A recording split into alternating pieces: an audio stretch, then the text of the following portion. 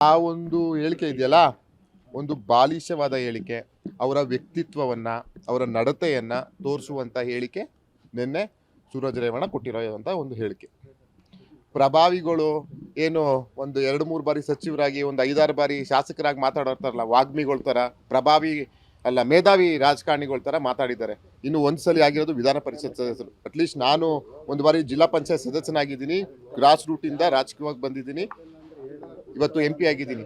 ಅವ್ರು ಏಕಾಏಕಿ ಅವರ ಕುಟುಂಬದ ಹೆಸರು ಮೇಲೆ ಅಚಾನಕ್ಕಾಗಿ ಬಂದಿರೋದು MLC ಆಗಿ ಅವರು ಏಕಾಏಕಿ ಉದ್ಭವ ರೀತಿಯಲ್ಲಿ ಎದ್ದು ಬಂದಿದ್ದು ಅವರು MLC ಚುನಾವಣೆಯಲ್ಲಿ. ಇವತ್ತಿನವರೆಗೂ MLC ಚುನಾವಣೆ ಆಗಿದೆಯಲ್ಲ, 7 ಕ್ಷೇತ್ರದಲ್ಲಿ ಯಾವ್ದಾದ್ರು ಒಂದು ಗ್ರಾಮ ಪಂಚಾಯತಿಗೆ ಹೋಗಿ ಒಂದು ಸಭೆ ಮಾಡಿದಾರಾ? ಹೇಳ್ತಿದ್ದಾರಲ್ಲ. ನನಗಂತೂ ಹೇಳ್ತಿದ್ದೀನಲ್ಲ, ಈ ಒಂದು ಬೆಳವಣಿಗೆ ಏನು ಕೊಟ್ಟಿದ್ದಲ್ಲ, ವೈಯಕ್ತಿಕವಾಗಿ ಬೇಜಾರಾಗಿದೆ.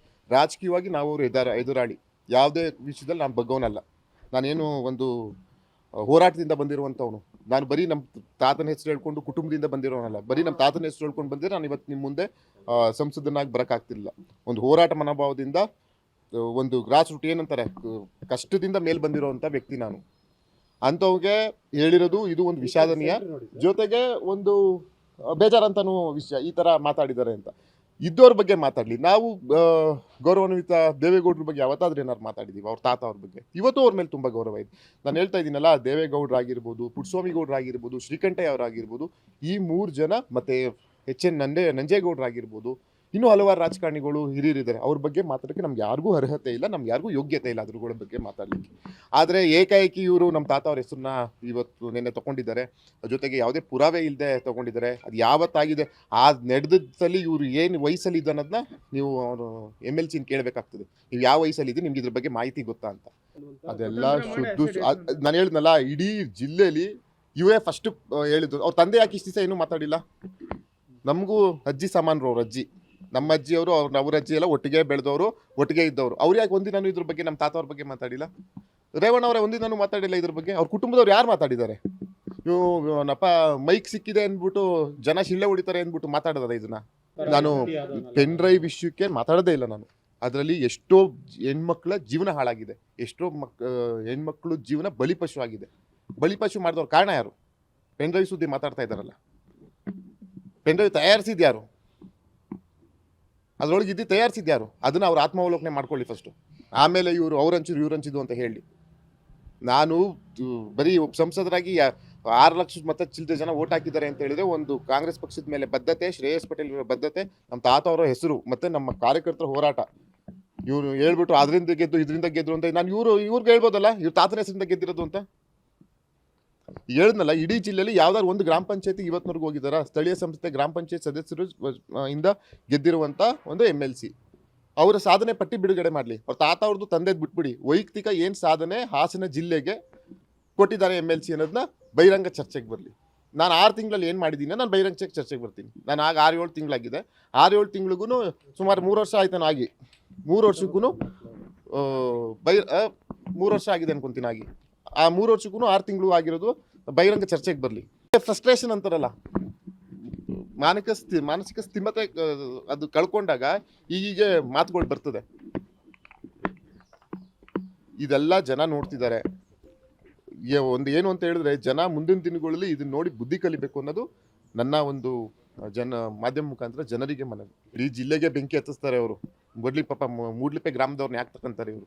ಎಲ್ಲಿ ಹೋಗ್ಲಿ ಕಿತಾಪತಿ ಅಪ್ಪಿಸ್ಬಿಟ್ಟು ಬರೋದೇ ಇವರ ಒಂದು ಬುದ್ಧಿ.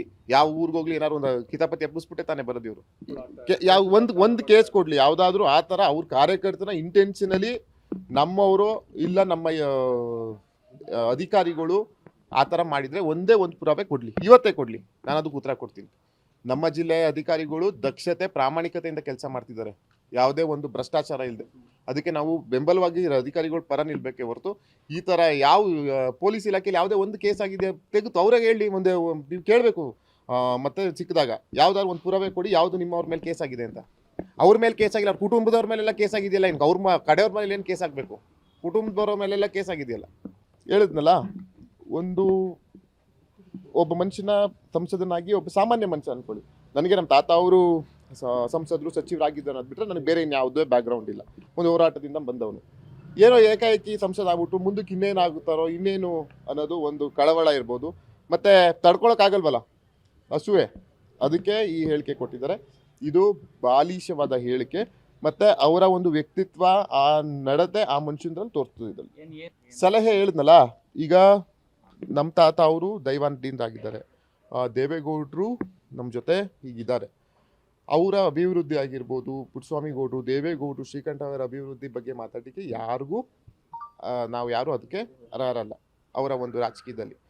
ಈಗ ಅವ್ರ ಕುಟುಂಬದಿಂದ ಬಂದವರು ಒಂದು ಘನತೆಗೆ ತಕ್ಕನಂಗೆ ನಡ್ಕೊಬೇಕು ಅಂತ ನಾನು ಹೇಳ್ತೀನಿ. ನನಗೆ ನಮ್ಮ ಕುಟುಂಬದಲ್ಲಿ ನಮ್ಮ ಹಂತದಲ್ಲಿ ನಾವೊಂದು ಹಂತದಲ್ಲಿ ನಮಗೆ ಕುಟುಂಬದಲ್ಲಿ ನಮ್ಮ ಬುದ್ಧಿ ಮಟ್ಟಕ್ಕೆ ನಮ್ಮನ್ನ ಬುದ್ಧಿ ಕಲಿಸಿದ್ರು. ಅದೇ ರೀತಿ ಅವ್ರ ಕುಟುಂಬದಲ್ಲಿ ಇಷ್ಟವರೆಗಾಗಲೇ ಕಳಿಸ್ಕೋಬೇಕಿತ್ತು. ಯಾಕಂತ ಹೇಳಿದ್ರೆ ಅವರು ವೈದ್ಯರಾಗಿದ್ದವರು, ಆ, ಆ, ವೈದ್ಯಕೀಯ ರಂಗದಲ್ಲಿದ್ದವರು. ಆದರೆ ಇಷ್ಟರ ಮಟ್ಟಿಗೆ ಸಣ್ಣತನದ ರಾಜಕಾರಣ ಮಾಡಿಕೊಂಡು ಜನರನ್ನ ಒಕ್ಲೆಬ್ಸೋ ಕೆಲಸವನ್ನ ಮಾಡ್ತಿದ್ದಾರೆ. ಇದನ್ನ ಜನ ಆಗ್ಲೇ ಒಂದ್ಸಲಿ ಬುದ್ಧಿ ಕಲಿಸಿದ್ದಾರೆ. ಮುಂದಿನ ದಿನಗಳಲ್ಲಿ ಅತಿ ದೊಡ್ಡದಾಗಿ ಬುದ್ಧಿ ಕಲಿಸ್ತಾರೆ. ಅಧಿಕಾರ ಹೇಳಿದ್ನಲ್ಲ, ಮುಂದಿನ 28ರಲ್ಲಿ ಗೊತ್ತಾಗುತ್ತಲ್ಲ ಚುನಾವಣೆಯಲ್ಲಿ ಯಾರ್ಯಾರು ಏನೇನು ಆಗ್ತಾರೆ ಏನು ಅದು ಏನು ಒಂದು 3-4 ವರ್ಷದಲ್ಲಿ ಬರ್ತದಲ್ಲ, ಅದ್ರಲ್ಲಿ ಗೊತ್ತಾಗ್ತದಲ್ಲ 3 ವರ್ಷದಲ್ಲಿ ಯಾರು ಬರ್ತಾರೆ, ಯಾರಿಗೇನು ಜನ ಆಶೀರ್ವಾದ ಮಾಡ್ತಾರೆ ಅನ್ನೋದು. ಅಧಿಕಾರ ಯಾರಿಗೂ ಶಾಶ್ವತ ಅಲ್ಲ, ಖಂಡಿತ ನನಗೂ ಶಾಶ್ವತ ಅಲ್ಲ, ಯಾರಿಗೂ ಶಾಶ್ವತ ಅಲ್ಲ.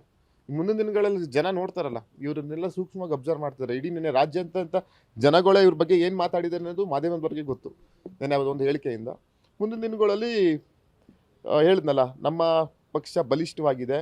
ನಮ್ಮ ಬರೀ ಟೀಕೆ ಟಿಪ್ಪಣಿ ಮಾಡೋದಲ್ಲ ನಮ್ಮ ಕರ್ತವ್ಯ. ನನ್ನ ಸಂಸದನಾಗಿ ಆಯ್ಕೆ ಮಾಡಿದರೆ ಅತ್ಯಂತ ಜವಾಬ್ದಾರಿ ಇದೆ. ಯಾಕಂತ ಹೇಳಿದ್ರೆ ಕಳೆದ ಅವಧಿಯಲ್ಲಿ ಏನು ಗುರುತಾದಂಥ ಕೆಲಸಗಳಾಗಿಲ್ಲ. ಅಟ್ಲೀಸ್ಟ್ ಈಗ ನಾನು ವಿರೋಧ ಪಕ್ಷದಲ್ಲಿ ಇದ್ರೂ ಏನೋ ಒಂದು ಹೋರಾಟದಿಂದನಾದರೂ ನಾನು ಅಲ್ಪ ಸ್ವಲ್ಪ ಕೆಲಸ ಮಾಡುವಂಥ ಕೆಲಸವನ್ನು ನಾನು ಮಾಡ್ತಾ ಇದ್ದೀನಿ. ನಾವು ವಿರೋಧ ಪಕ್ಷದಲ್ಲಿ ಕೂತಿದ್ದೀವಿ, ನಾವು ಎಲ್ಲಿ ಕೇಂದ್ರದಲ್ಲಿ ಮಾಡ್ತಾ ಇದ್ದೀವಿ.